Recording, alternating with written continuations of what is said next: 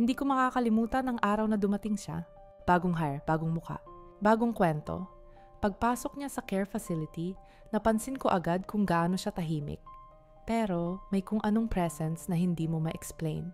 Yung tipong kahit hindi ka tumingin, ramdam mong may dumating.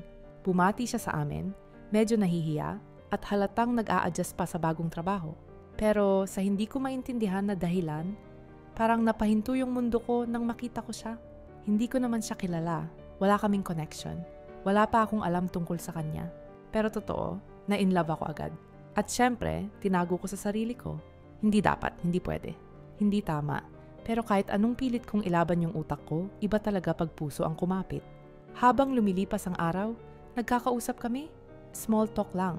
Pero sapat para makita ko yung ugali niya. Mabait, magaan kausap, marunong makinig.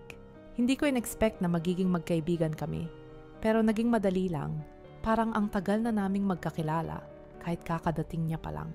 Pero isang gabi, habang kumakain kaming staff sa pantry, may narinig akong hindi ko inaasahan.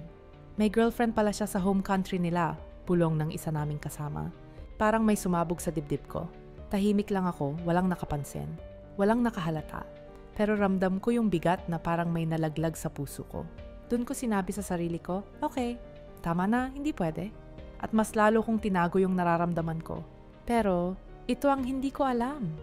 Habang sinusubukan kong umiwas, habang pinipilit kong itago ang feelings ko, siya naman ang unti-unting lumalapit.